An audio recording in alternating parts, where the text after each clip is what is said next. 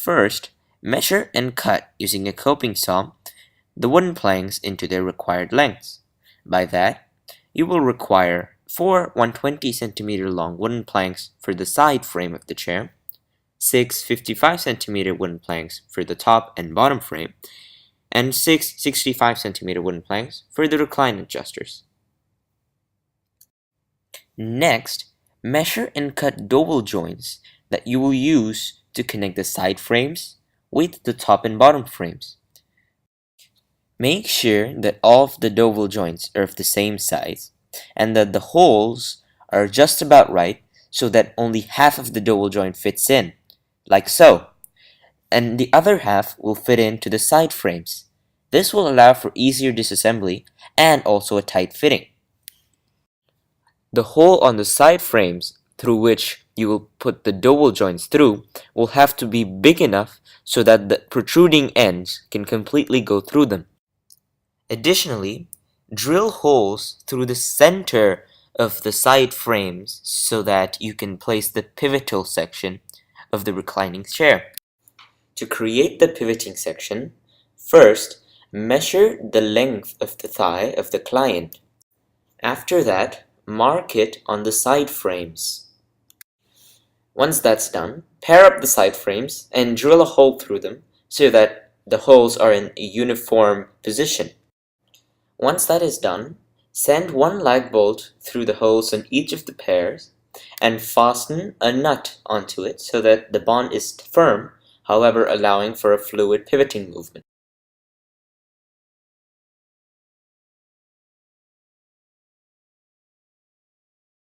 To create the recline modifier, first obtain the plank that will be used to create the recline adjuster. After that, mark the plank as shown above in such a way that when a drill is drilled through the center of the cross, it will go through the center of the side frame plank. Here's an example of how the mark should be made on the side planks. Do this to both of the side planks and drill a hole through them. Make sure that the wood doesn't split and also use a really small drill bit. Send a screw through this hole and use it to mark on the side frames where you will be drilling a hole, where you will be placing the recline adjuster locks and fastening them. To create the pivoting section of the recline adjuster, first screw in the two sides that will be pivoting these two side planks. Screw them onto a single plank that fits in between the two recline adjusters. Make sure that the plank doesn't come out so that when a person sits on this chair, the recline adjuster will come out of its lock and they will inevitably fall down. After that, place the reclining section, the pivoting reclining section, onto the sides of the chair and use the same pivot lock as done previously for the center of the reclining chair, which is basically sending a lag bolt through the hole and fastening the lag bolt using two bolts, which will allow for an easy pivot and also a firm bond.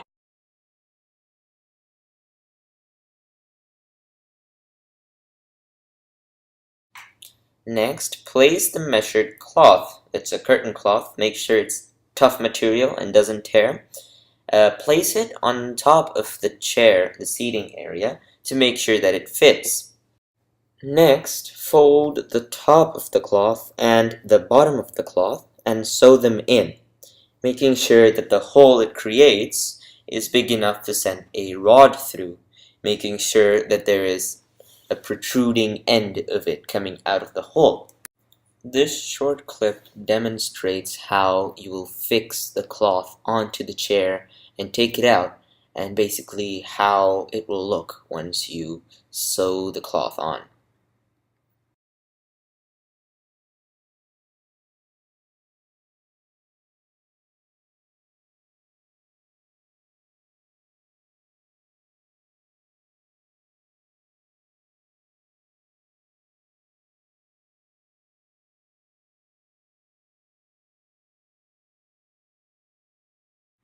The same mechanism applies for the other end, as you can see in the video.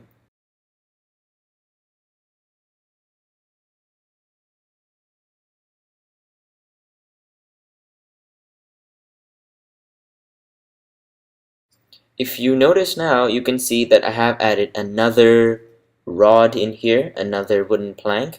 This is not required, but I put it on because the wooden planks I got were quite uneven, so they were wobbling a little bit, and this is just to stabilize it.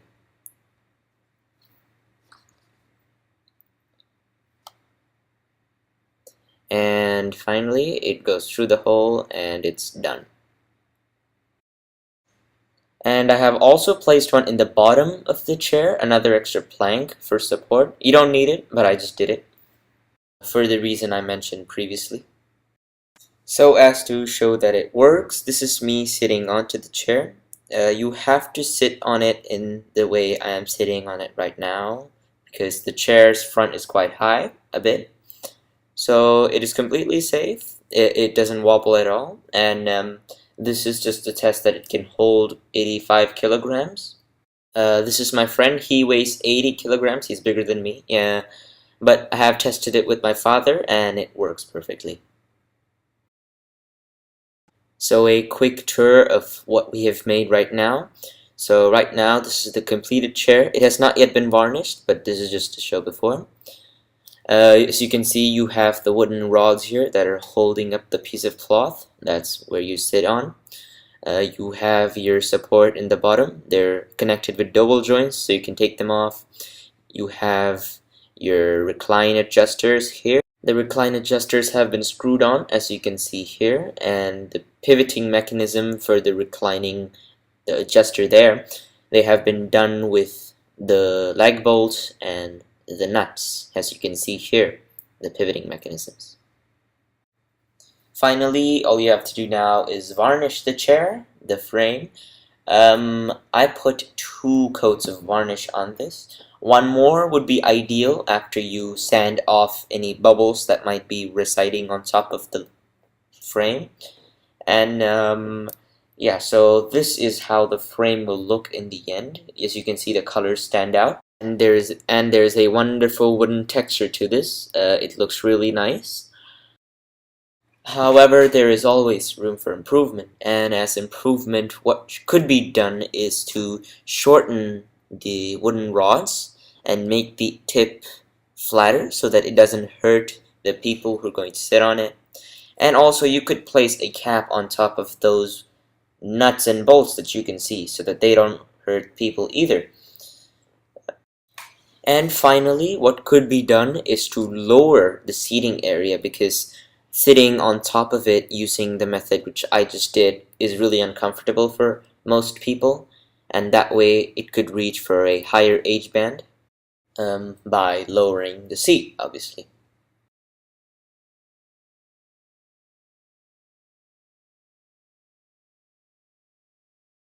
If you compare the final product with the Google SketchUp rendition I made, you can clearly see that I have changed the backrest and the seating area to a completely cloth one instead of made out of wood, because it's much more easier to maintain now. You can easily take off the cloth and send it to the laundry and so on, but this, if it was done using this method, it would be even harder.